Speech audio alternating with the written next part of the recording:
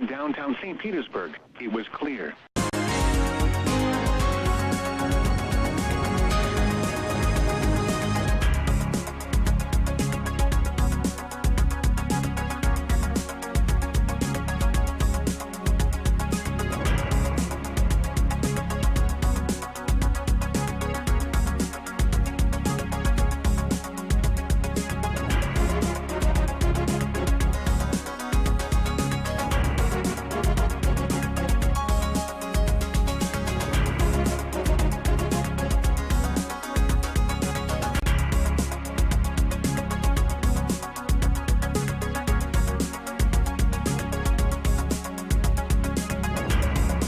Convening of the Zoning Board of Adjustments and Appeal.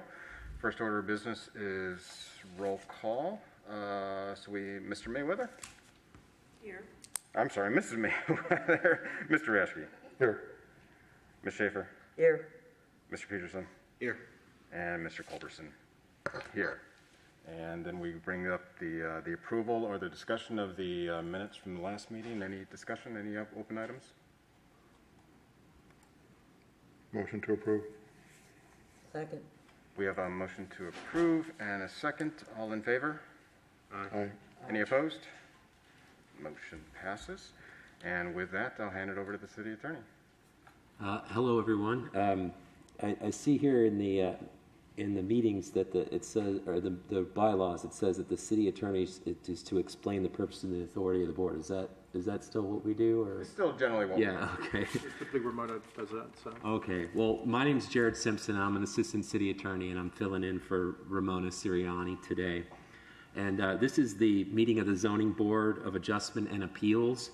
And this board has the power to hear and decide appeals for interpretations of variances pursuant to the city's land development regulations, where it is alleged that there's an error in any order, requirement, decision, or determination made by the city's zoning official. And the board has the power to hear and decide appeals for variances from the land development code in cases where the literal enforcement of that code would result in an unnecessary or undue hardship, and that granting the variance would not be contrary to the public interest. And the procedures are that the chairman is going to call the applicant for the variance forward, and each applicant will then state their full name, address, and a brief description of what the request is for. And remember that we are keeping a record here. This is a quasi-judicial proceeding, and any appeal from a decision made today would be taken to the circuit court. So the board will have the opportunity to ask questions of the applicant, and all testimony in front of this board will be under oath. So if anyone's going to be giving testimony to the board, if you stand at this time and raise your right hand. Do you swear or affirm that the testimony that you'll give in this cause today is true? Thank you. Thank you. And that brings us to our first item today, Graham Aluminum and Home Improvement Request. A 5-foot rear yard setback in lieu of a 15-foot minimum specified by the PUD zoning for the Sandpiper Golf and Country Club residential development, and a 5% variance to allow maximum lot coverage of 40% in lieu of the 35% maximum specified by the Land Development Code, in order to construct a screen room with a hard roof on property that is located at 6015 Seagull Lane. And yes, sir, if you would state your name and address for the record and tell us a little bit about your project. My name is David Langor. I'm with Graham Aluminum and Home Improvements. My address is 3032 Bonaire Way, Lakeland, Florida. Go ahead and tell us a little bit about your project. Pardon, sir? Go ahead and tell us about your project, sir. What we'd like to do, the homeowner is requesting to build this structure on the rear, and this property has a curve to it. I'm sure you guys can see it. I have a survey. Do you have the surveys? We have this. Pardon? We're showing out the aerial right now. Oh, okay. Well, I actually have a land survey too, along with the aerial. If you want to show the survey to the board, you can put it over there on the document viewer. Okay.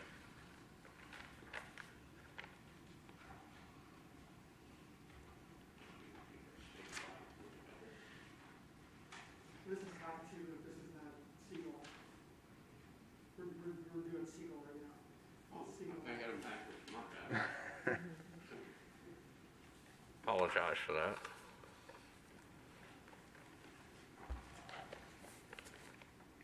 This is Mr. Bowman.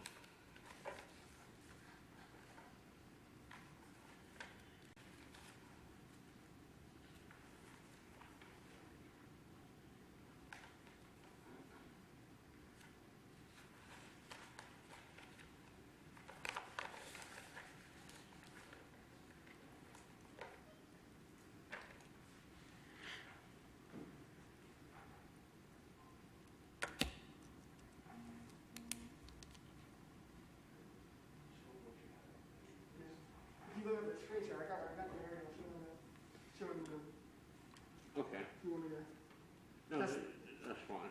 I assume that's good. this is where we're doing the 615 Seagull Lane. This is the first application.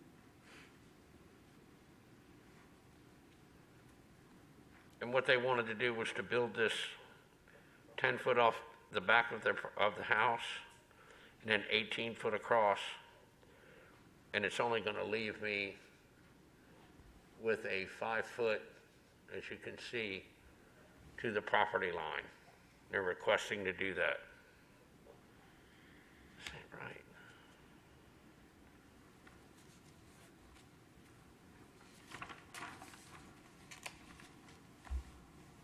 Do you have anything else, sir? No, sir. Okay. We're just asking the board if they would accept that. Absolutely. Can we hear from the city, please? Yes, I'm, sorry, I'll go run through my slideshow and then, Oh, good. let them have any questions you may have. Get out of here. Yeah, you can leave it there, it's fine.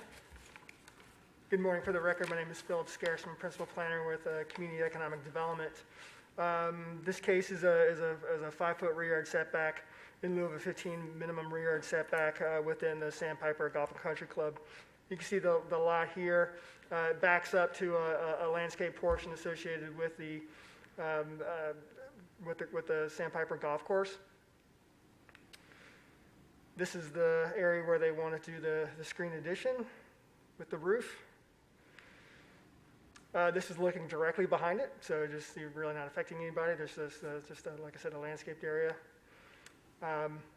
This is looking towards the golf course along the back property line. You see there's other screen structures that have been placed as well here, and you notice one here as well. The applicant is just looking to come off the roof here in line with the brick pavers, and that'll be about a 5 foot rear yard setback, something similar to what's been done within Sandpiper. The lot is 57 by 90 foot deep, so these are fairly shallow lots within Sandpiper. That's one of the reasons for the hardship. There's very little backyard space, and we've already set a precedent as far as granting variances for rear yard setbacks within Sandpiper, especially when they abut common areas and easements along the boundary there.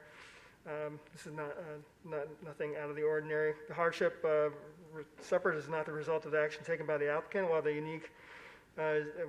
unique only to Sandpiper subdivision, the precedent has been established by the board to grant such variances when property abuts a golf course. As such, the requested relief would not be contrary to public interest. The amount of relief requested is the minimal amount due and necessary to accommodate to the proposed screen room enclosure. Due to lack of alternatives and minimal impact on adjacent properties, staff does recommend approval of the variance. And stand for any questions you may have. Is anyone from the community? It doesn't look like it. I think we mostly have just the landowners or the people speaking, but anyone from the community and the board?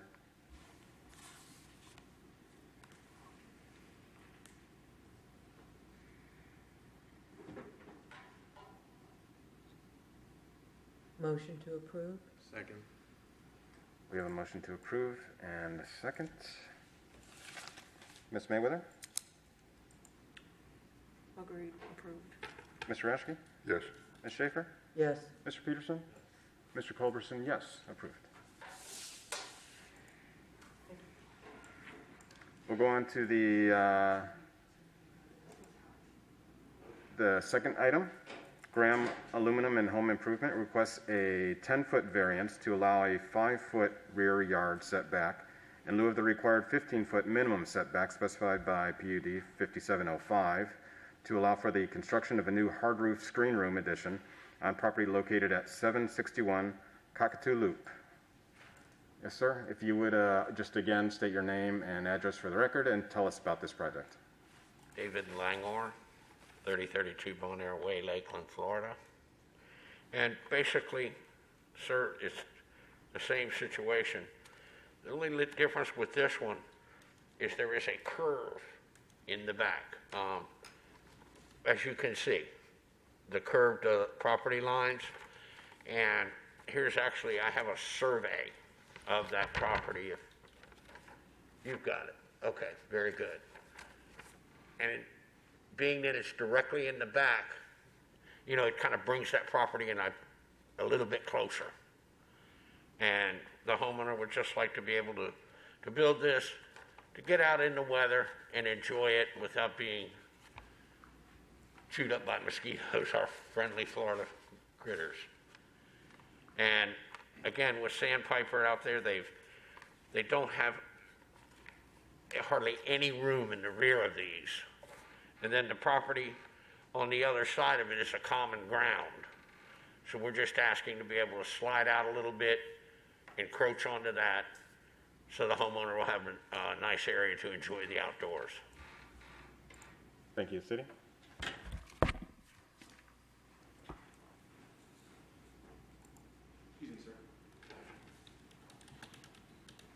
Good morning. For the record, Joshua Chain with Community Economic Development.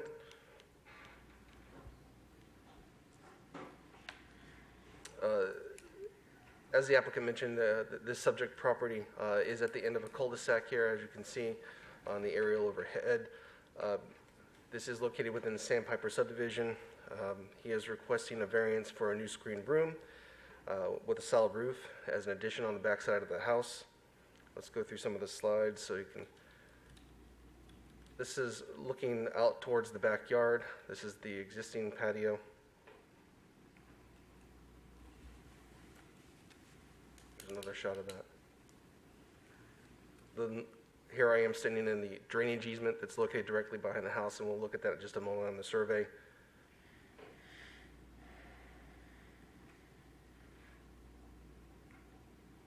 And then again, here's the boundary survey that's modified to show the location of the proposed screen room. As you saw just a few minutes ago, these lots are very shallow in depth. This is a common feature or addition that is added to these homes in Sandpiper. There is a precedent that has been set for this type of request. Measured from the nearest point, the existing single-family home is located approximately 15 feet from the rear property line. When constructed, the screen room will set back a minimum of 5 feet from the rear property line, as you see here on the site plan. And again, as the property abuts a drainage area, impacts on the adjacent properties should be minimal. So considering that the hardship suffered is not the result of any action taken by the applicant, and that the amount of relief requested is the minimal amount necessary to accommodate the proposed screen room enclosure, staff is recommending approval of this request, and I'll stand for any questions that you may have. Thank you. Anyone from the community or the board? I have a question. Has this one also been approved by the Sandpiper Architectural Review Committee like the previous one? My understanding is that it has, but I'll defer to the applicant. Yes, Okay. we have. Okay. Yes, I had requested that information. I spoke with, I believe, the office associate, but he has verified that it has been approved.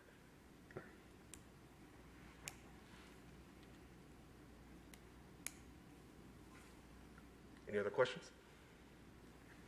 I'd make a motion to approve. Second. We have a motion to approve and a second. Ms. Mayweather? Approved. Mr. Askey? Yes. Ms. Schaefer? Yes. Mr. Peterson? Yes. Mr. Culberson, yes. It's approved, sir. Thank you. That brings us to the next item. I'd like to thank the board very much. Oh, I appreciate you coming out. Have a good year, sir.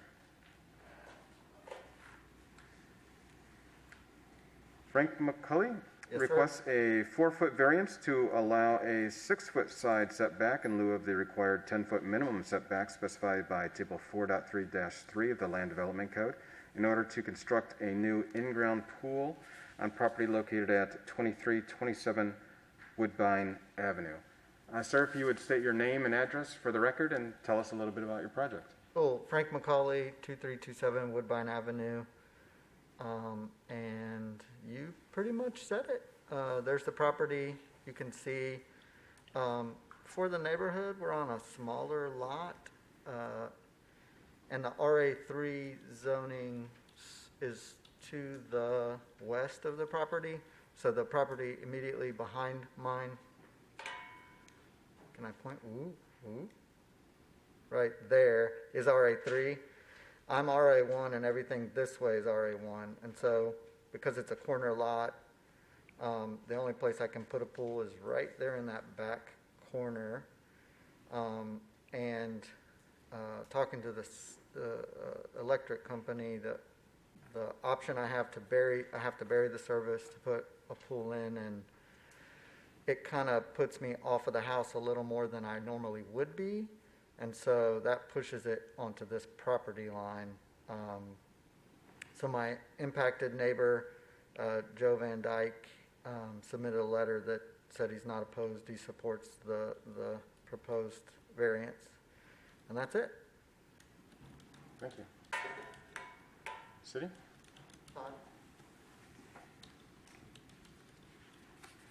Good morning, board members. For the record, Todd Vargo with Community and Economic Development. As we've already heard, the property is at 2327 Woodbine Avenue. It's a corner lot, as you can see, within the Laurel Hill subdivision. The dimensions of the lot are approximately 78 foot wide by 134 foot deep. Mr. McCauley's looking to add a in-ground swimming pool to his lot. Here's a picture from his carport looking into where the pool is going to be built. That vinyl fence there is the northern property line. That white vinyl fence in the back of the picture there is the northern property line. That's the property line that they're requesting the variance from. The particular hardship suffered is related to the small rear yard created from being a corner lot. As you all know, a corner lot is a lot that has a road or a street on two sides of it. In this case, Woodbine Avenue on the east and Hawthorne Trail on the south. These property lines that abut streets typically, due to safety and aesthetics, have larger setbacks. And you can see here that, again, he's got like a 32-foot setback.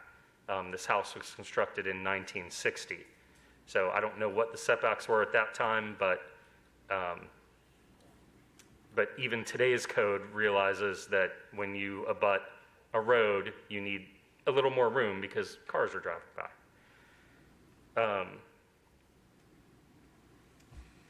Additionally, this lot is undersized. I mentioned that it's about 78 feet wide. The typical lots in the Laurel Hill subdivision are 90 foot wide. If we go back, maybe you might be able to tell.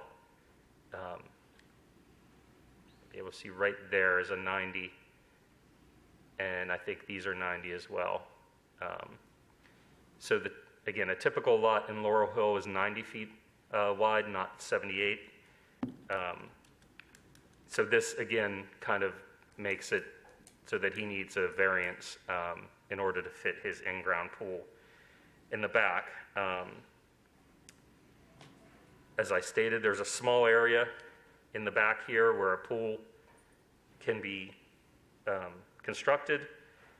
Given the setbacks for corner lots and these existing structures on the lot, We believe the requested relief is reasonable and proportionate to the degree of hardship. The amount of relief requested is the minimal amount necessary to accommodate the proposed pool, and provided that there are no substantive objections from adjoining property owners, which Mr. McCauley mentioned there is not. Here's the pool as it will look on the lot. And right here you'll see is the 6-foot setback from the water's edge to the property line. And I've superimposed the pool on that drawing to help you help image that. And here's, again, Mr. McCauley mentioned he had a letter from his abutting property owner to the north, the one who would be affected most by the reduction in the setbacks. We recommend that the variance be considered for approval. Thank you. Anything from the community or the board?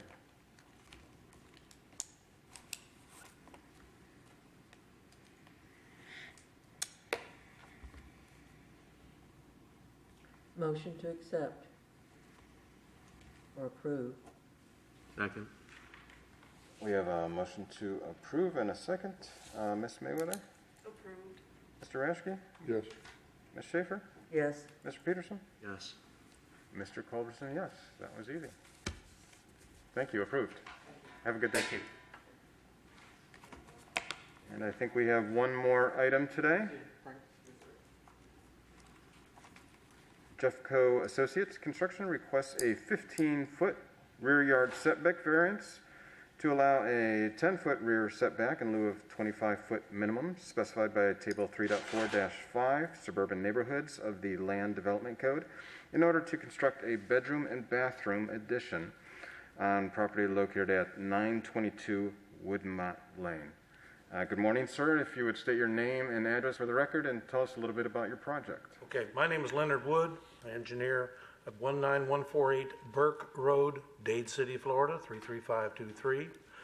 I'm working with D.L. Green, who is the owner, former widow of a member of the, we were partners with her husband before he passed. He was the former city engineer.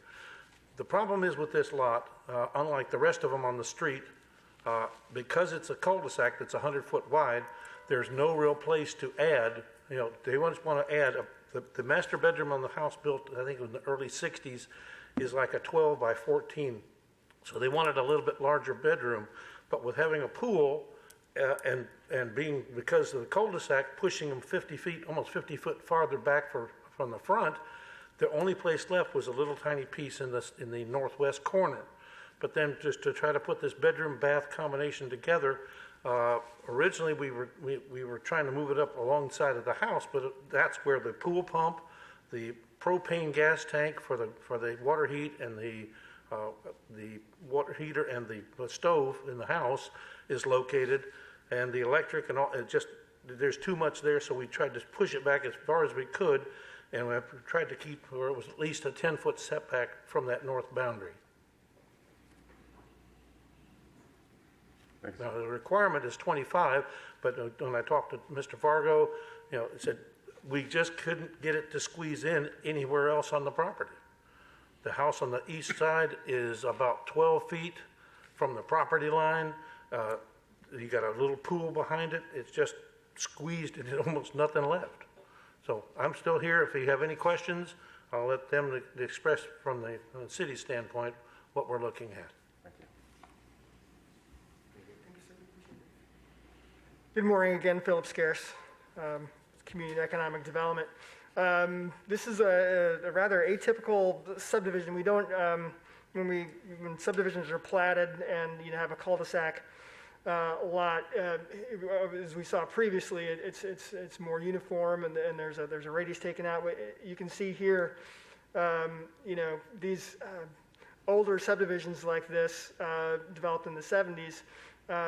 Basically, they plan the lots, as rectangles, but when you do the cul-de-sac at the back of the lot here, that's required, you're taking a chunk out of 4 lots, and that's usually not, this practice is really not done today, unless it's in a private road, and it's not city maintained. But what the issue here is because of the the odd-shaped lot. The house kind of sits catty-corner. The house sits like this, and I'll just run through some slides here, but here's the way that the house sits on the lot. Because of the way that, the cul-de-sac takes a bite out of that, you really have to orientate the house this way. Again, I reviewed an earlier permit that had the addition located close to here, and it was really awkward on the plans because as he mentioned, that there's a lot of electrical equipment and things, but it also would had them going through like a laundry room to get to the bedroom addition, which was kind of strange. So they did revise the permit application, and it does move it back. It's going to be 10 feet from the property line. There is a utility easement that runs along back here that will not be affected. There's a 10-foot utility, so they're staying out of that. But because of that odd-shaped lot geometry, that's the specific hardship right here. And the reasonable, the request is reasonable due to the irregular lot geometry and orientation of the home on the lot. The staff does recommend approval of this request. Show just a close-up there. And we'll go back a couple slides. You can see here in this picture there was, couldn't get it, but there's the pool pump and everything right back here, and then there's some electrical equipment here. And just peering over the fence, this is the general area where the addition will be going. Again, there's a 10-foot utility easement that runs along the back here that will not be affected. And then the addition will probably stop about right there, right in line with that. Just right in line with that, the pool cement area there. Anyway. So staff does recommend approval of the variance. Thank you. Anything from the community or the board?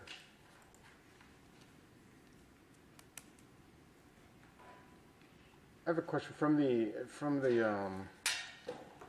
schematic and the pictures where I saw a screen room. I technically can't decide whether the new addition is detached or not attached. It's actually attached. It's attached. It is attached. That X is an existing screen room, which is adjacent to the pool, which does not have a cage on it. The hurricane took the cage out a couple of years ago. So they would exit the primary home. Exit from the kitchen, the existing kitchen, out into this addition. Okay. If you'll notice on the plan to the right, you will see that where it comes out and then over into the. Oh, I see. Okay. So we're no longer coming through the laundry room, we're coming through the existing kitchen. Where the kitchen window is currently, we're going to remodel the kitchen, but we're coming where the kitchen window turns to be able to have access directly to this bedroom.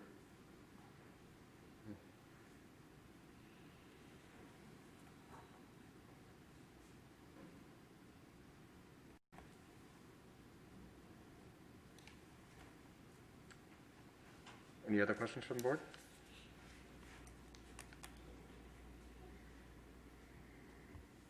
I'll make a motion to approve. Second. We have a motion to approve and a second. Ms. Mayweather? Approved.